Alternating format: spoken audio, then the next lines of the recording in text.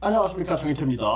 허경영 합의 논란, 교란 작전인가, 이 주제로 말씀을 드리겠습니다. 이 허경영이 구속심사 당일날 1,700만 원을 피해금 환불이 됐다. 이러한 보도가 나왔어요. 그래서 이 KBS가 이것을 보도를 했죠. 그래서 허경영 측이 구속심사 당일 1,700만 원의 피해금을 환불했다. 이러한 부분들이 보도가 됐고, 그리고 뿐만 아니라 이 처음에는 23명이 준강제추행, 그러니까 추행 문제로 23명이 고소를 했다. 이렇게 보도가 나왔는데 갑자기 요즘 보도에는 10명으로 나와요. 10명. 10명. 그럼 이게 왜 사람들이 왜 줄어들었는가? 그리고 이제 그 고소했던 그런 분들에게 연락을 취하니까 이분들이 연락을 받지 않는다라는 거예요. 이게 무슨 일인가 도대체. 알 수 없는 일이 지금 발생되고 있는 것이죠. 이런 상황에서 이 허경영이 계속해서 이 옥중 이 지령을 내리고 있어요. 그래서 여기 허경영 TV에 보면은 또 이런 옥중 지령이 올라와 있습니다. 그래서 하늘군 공지문 신인님 말씀이다 해서 최근 신인에게 위임받았다고 하면서 고소인들에게 합의서를 받으러 다니는 사람이 있다는 소문이 있는데, 신인은 합의를 위해 제3자에게 위임을 한 사실이 절대 없으며 합의를 위해 고소인들에게 접촉을 시도한 사실 자체가 없다. 그러면은 이거 신인에게 위임받았다고 하면서 고소인들에게 합의서를 받으러 다니는 사람이 있다는 소문이 있는데, 이게 참 이거 진위를 빨리 가려야겠다라는 생각을 하게 됩니다. 그리고 이 허경영이 과연 이렇게 사인까지 해가지고 이 공지문을 계속 옥중에서 띄울 수 있는가, 이것도 좀 의문이 좀 들어요. 그리고 향후에도 신인은 고소인들과 합의를 명목으로 본인 또는 제3자를 통하여 고소인들을 접촉하지 않을 예정이므로 지지자들 또한 고소인에게 고소 취하나 합의를 명목으로 절대 접촉해서는 안 된다. 이 고소 취하 이 명목, 그리고 돈은 이제 제3자를 통해서 입금을 해주겠다.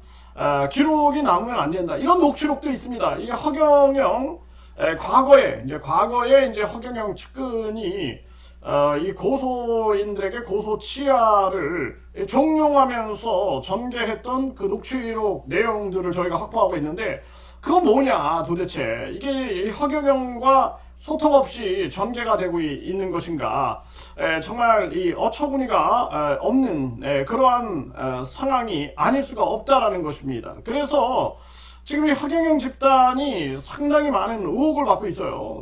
그리고 뭐 이 허경영이가 사실상 지금 감옥에 들어가 있는데, 뭐 허경영 신인님의 이름으로 뭐 축복을 준다, 뭐 이런 우주만물 창조신 권한대행이 있다라는 그런 아주 어처구니 없는 그런 상황들에 대한 공지문들이 뜨고 있는데, 이것 또한 너무나 기가 막힌 일이 아닐 수가 없는 거죠. 그래서 이 1,700만 원 피해금 환불, 이건 도대체 그러면 누구의 지시하에 전개가 된 것인가, 이런 의문들이 들지 않을 수가 없는 거죠. 그리고 이 과거에도 보면은 이렇게 고소 취하장, 이 고소 취소장을 들고 다니면서 심지어는 불필요하게 인감 증명서를 요구하고 인감 도장까지 이제 가지고 나와라. 뭐 이런 부분에 대한 녹취록이 나왔습니다. 녹취록. 그래서 이 고소 취소장뿐만 아니라 녹취록까지 정말 기가 막힌 일이 아닐 수가 없죠. 그래서 이런 부분들, 도대체 인감증명서가 왜 필요한가, 이런 문제들, 그리고 지금 건국대학교 이 허경영 논문 위조 의혹을 경찰이 수사하고 있는데, 이게 뭔가 이 도장까지 직인까지 위조된 게 아니냐, 그리고 이 논문 제목과 수신인이 위조됐다, 이런 내용들인데요. 이거 누가 도대체 이걸 위조를 하고 돌아다니는 것이냐, 이거 철저하게 수사하지 않으면 안 된다라는 것입니다. 그래서 이 허경영 주변에서 일어나고 있는 이러한 상황들 참 기가 막히다라는 생각을 안 할 수가 없고, 그리고 요즘에 이제 계속 제보를 통해서 이 허경영은 사실상 바지 교주일 수 있다. 허경영을 뭔가 이 실세가 따로 있다. 이 이건을 주도하는 그러한 실세가 따로 있다라는 제보가 들어오고 있다라는 거죠. 각종 이 법조 브로커들 이 의혹도 계속 제보가 들어오고 있는데 정말 기가 막힌 일이 아닐 수가 없다라는 것입니다. 그래서 이 허경영 집단에 대해서 오늘도 유명 방송국이 허경영 구속 후에 허경영 하늘궁을 취재했는데 충격을 금할 수 없다라는 것이죠. 아직도 정상 운영 중이다. 있을 수 없는 일이 완전 비상식적인 이 집단이 아닌가. 이 비상식 공동체가 형성이 돼가지고 일반 국민들의 상식으로는 도저히 이해할 수 없는 그러한 짓거리들이 계속 전개되고 있는 것이 아니냐, 이런 의혹들이 나오고 있는 것이죠. 그래서 이 종교 범죄 문제는 세뇌가 들어가는 거거든요. 그래서 프랑스 같은 경우에는 같은 말을 계속 반복시켜서 주입시키고 세뇌시키고, 요 세뇌 작업,